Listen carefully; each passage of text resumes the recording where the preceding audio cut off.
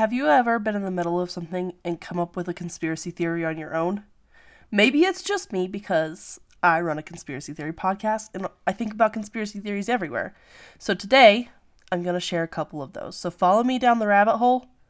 Kind of.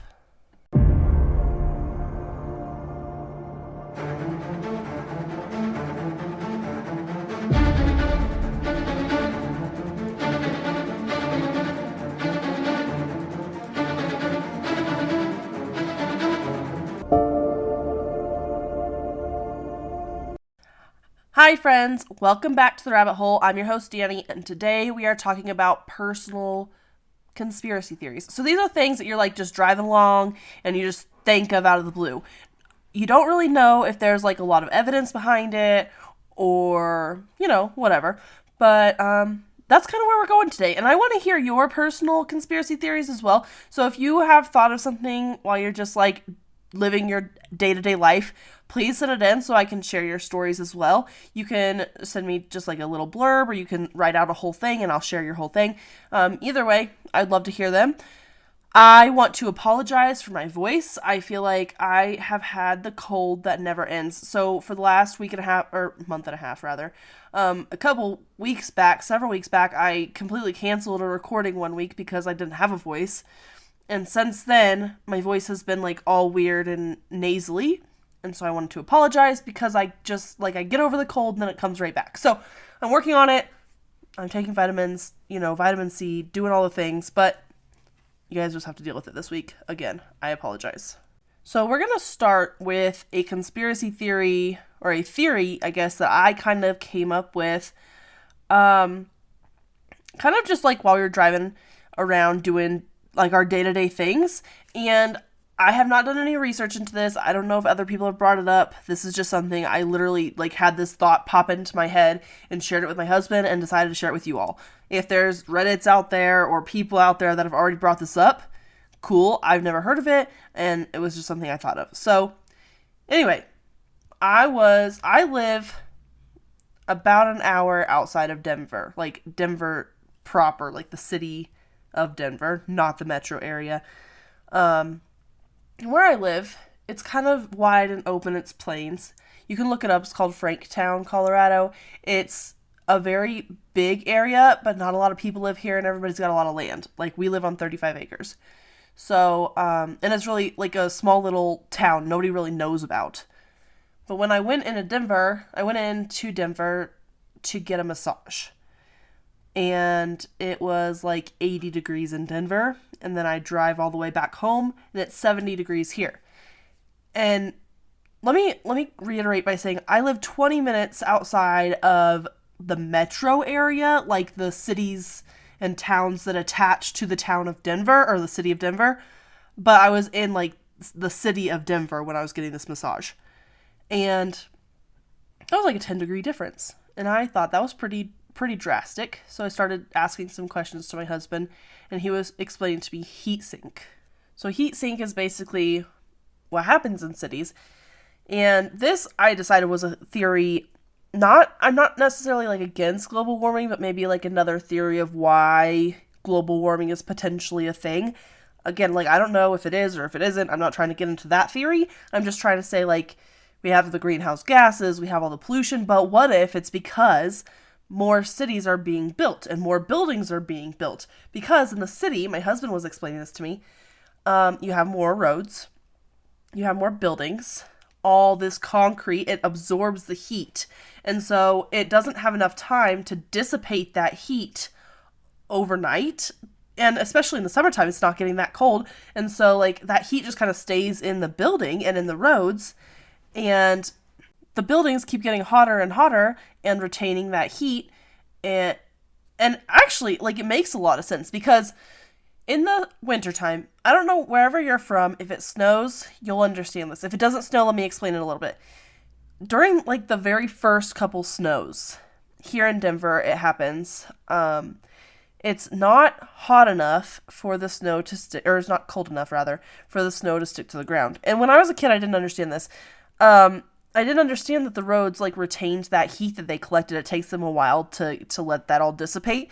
And so during those first couple snows of the season, the snow might not actually stick, or it will stick for a minute, but it won't stay for long because the roads are too hot still and that heat hasn't dissipated. And then we wonder and we think about this, and it happens all the time here in Denver. We talk about, you remember back whenever, like 20, 30 years ago, we used to get these huge snowstorms, and what happened to all the snow, and where's all the snow going, and blah, blah, blah, right? We talk about this a lot here. Wherever you're at, it could be different, it could be the same, I don't know. But we used to get a lot more snow in the city, but also, like, just in general. And that could be part of global warming, too. Again, I'm not covering the global warming topic, just a theory I had. But could it be because we've had so many more buildings built and, you know, with it getting hotter in the summer and then that heat is kind of retaining there in those buildings and in the roads that we're just not getting enough, like the snow's just not sticking. And we get the cold. I feel like the coldness hasn't changed. The precipitation amount has, and that doesn't, again, I'm not talking about that. Just the fact that, like, it's drastically more different. And I understand, like, you know, we're a little further from Denver, and it would be, it could be different, like, temperatures. I'm not trying to say that, like, there's definitely no way that me living an hour outside of Denver, like, should be the same temperature, whatever. But I watch it, like, slowly lower as I get around less and less buildings. So it's just a theory in my head that could, the more buildings and more roads and more concrete that we keep building all over the world, could that be leading to a cause of the global warming thing that's said to be happening right now? Just a thought. I don't know. You guys, like, maybe you could test out the theory, and maybe I'll test out the theory a few more times. I don't go into Denver often, but maybe I will. Maybe I'll, you know, start at my house, go into Denver, and then come back and see if I can, like, watch my temperature gauge and report back for you guys. But I just noticed it. I noticed it on 2 separate occasions that it was drastically hotter in the city than it was out where we are. And I always thought, you know, like, maybe it would be hotter out here because of the plains and we get kind of more direct sun. But, I mean, I basically proved myself wrong. Did you know that over 40% of Americans have a hard time swallowing pills? So when it's time to take your vitamins, large capsules and pills are out of the question. We know that gummy vitamins exist, but they're full of sugar, they get stuck in your teeth, and they only contain a fraction of the nutrients you need. Luckily, Easy Melts has discovered the ultimate vitamin sweet spot. Vitamins that melt in your mouth, taste like a treat, and are packed with nutrients ready for absorption, all without an ounce of sugar. For a limited time, Easy Melts is giving listeners a free 3-month supply of vitamin D3 with their first purchase. To claim your free D3 vitamins, visit try.easymelts.com/spring24. That's try.melts.com/spring24. Say goodbye to the old way of taking your vitamins and say hello to the easy way. Menopausal and perimenopausal women, listen up. It's time to take control of your health and comfort, and Winona is here to help. Winona is a telemedicine company for menopause care who believes that your symptoms are real, important, and deserve to be taken seriously. And for many women, this starts with hormone replacement therapy. Winona's HRT is made with plant-based, bioidentical hormones rather than synthetic ones, so it better aligns with your body to offer relief from hot flashes, weight gain, and other uncomfortable symptoms. 80% of women who use Winona find relief within just 90 days. So, what are you waiting for? Get started today. Visit buywinona.com today to start your free visit. With free shipping and the ability to pause or cancel at any time, your path to wellness has 0 obligations. Use code SPRING24 at buywinona.com for 25% off your first treatment plan. That's BYWINONA.com for 25% off. Winona. Menopause care made easy. So that's theory number 1. I have 2 more for you guys. Now, theory number 2 comes from a friend. It's not my theory, so forgive me if I butcher it a little bit, but here's the gist. This theory is about Google Maps. And it could be Apple Maps. It could be any kind of maps, but I think the most widely used GPS or mapping system on our phones is probably Google Maps. I mean, I have an iPhone and I still downloaded Google Maps because it's better than the Apple. I mean, Apple Maps is getting better, don't get me wrong. But Google Maps is basically where it's at. So I called him one day and he was taking directions because he was trying to get home and he wanted to know the fastest route home. So he opened it up on, his phone to see which way, like if there's traffic or whatever. And we do this sometimes when we go up to the mountains to go skiing. We look at like how the traffic looks. If there's like a lot of traffic, then we'll just wait and we'll leave in the middle of the night so we don't hit the traffic. But because we'd rather drive for 2 hours and sleep for a couple hours at home than just sit in traffic all night long. But anyway, so he knows the fastest route to his house from where he was at, but he wanted to know, like, traffic, like if this really was still the fastest route. And it was routing him in a completely different manner, even though it didn't say that there was a lot of traffic on the way he knew was the fastest. And this has happened to me as well, actually, where you, like, put it in, you're like, I know this is the way I should go, but my map takes me this other way. So his theory is basically that Google Maps is trying, like their algorithm, they're trying to keep the flow of traffic moving. And so they'll send you in a different direction, even if it's not the fastest direction, because they want to avoid, or they're trying to avoid, like, more traffic in the fastest direction. So they're saying, like, more people would use this direction on the highway, so we're going to send you up this way, and you're going to take, like, this, or on the interstate, so you can take this highway instead, or this back road. And yeah, it might add like 2 or 3 minutes onto your commute time, but at the end of the day, we won't have this giant buildup of traffic, is basically the theory. So thank you, Patrick, for sending in your theory, or telling me your theory so I could share it today on today's podcast. Like I said, guys, if you guys have any theories, please send them my way, and I want to share your theory, and you can write it out, or you can just give me the gist and I'll explain it.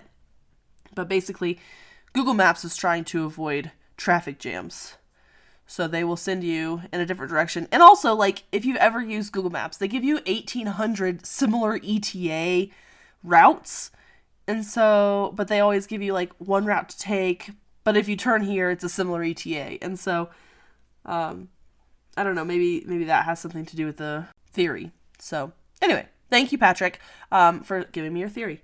So this last one that I have for you guys, this one is a little weird. So I don't know if it's necessarily a conspiracy theory, but it's a good story if that's all it is, So like I said, live out in the middle of nowhere. Everyone's got a lot of land, and there's a lot of cows and cattle ranches near me, which is great. I mean, they're really cool. I like to drive past them and see the cows and all the things. But we have these cows just down the way, and my sister-in-law calls them belted Galloways. Galloways? Pretty sure that's what it is. I just think they're mischievous. They basically, you can Google them. They have black on one side, like their head side, and black on their tail side, but right in the middle, like, of their body is like a white stripe all the way around. They're really cool looking cows, and I don't know much about cows. Like, I live on this land, but I don't have cows, Well, these people have cows, and I drive by them, and I think these cows are up to no good. So, basically, cows get into mischief all the time, so it's not, like, unheard of that cows would be doing silly things. One day, we drove by, and one of the cows was, like, out of the fence. We're like, that happens, And they got him back in. Like, how did he get out of the fence? And it does happen, because just down the way, on the other side of the street, like, the Black Angus, one of them got out. That one was kind of fun, because that Black Angus was, like, running back down to, like, try to get into the fence, back with his other cow friends. So, anyway.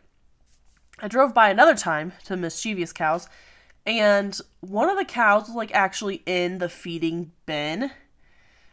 And it's like this big round bin, and they put hay in the middle, and they're able to stick their little heads through because they have slots at the top, but they really shouldn't be able to, like, they can't jump over it. Like, how did he get inside this metal feeding bin?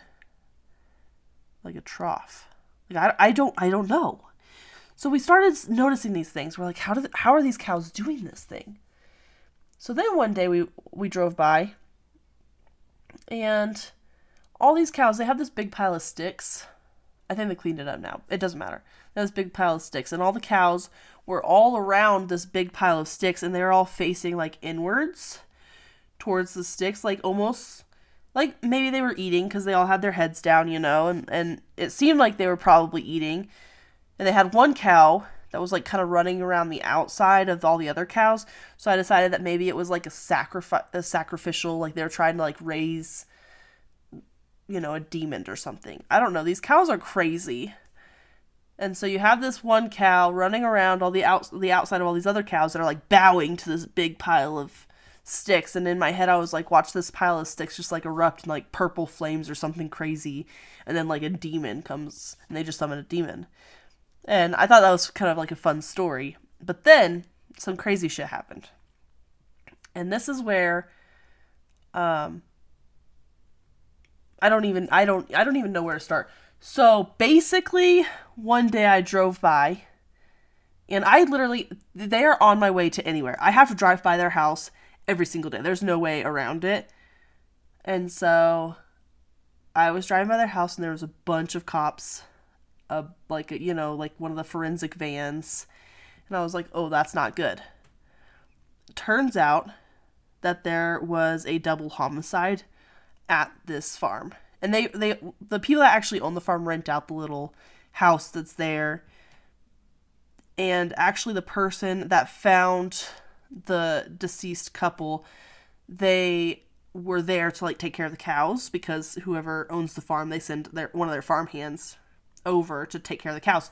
So they were actually found by a farm hand of whoever owns the farm. Well, my theory is that these cows, who are mischievous, obviously it's been proven time and time again that they're up to no good. Well, they summoned that demon, and it wasn't a sacrifice then. They weren't sacrificing, they were just like trying to have like make a deal with the devil kind of deal. And so they're like, hey, we'll make a deal with you if we could be free, or whatever these cows want. More grain, more food. I don't know what they want, So they made a deal and then convinced whoever to kill the two people, and then they haven't actually won anything. They don't have any like new toys or anything. They're just cows. So I don't know if that's just like a fun story or if it's a theory in the works, because maybe these cows really are summoning demons. Or maybe I just made up the story to make it more digestible that people are kind of bad sometimes. And it kind of breaks my heart. So anyway, what do you guys think? Do you guys think that the cows are mischievous? Do you guys think that Google Maps is rerouting you on purpose to avoid traffic jams? And do you think that maybe cities could be causing or helping to cause global warming? Let me know. And if you have personal stories, personal theories, send them in. I'm constantly thinking of crazy things like this. This is just the way my brain works. So it's been really fun. Anyway, guys, I'm going to be taking the week after Memorial Day off. So the 1st of June, you will not be getting an episode. Because I will be out of town, I will not have time to do all the research and all the editing and all the recording, everything that I need to do to give you this great podcast. But I will see you next week. So until then, my friends, stay skeptical. The Rabbit Hole is an independent podcast with everything you hear done by me, Danny Mercy. We thrive on listeners like you. If you like what you're hearing, please leave us a rating or review wherever you are listening. Follow us on Instagram at rabbit.holepodcast. Special thank you to Zakar Valaha Music for our intro.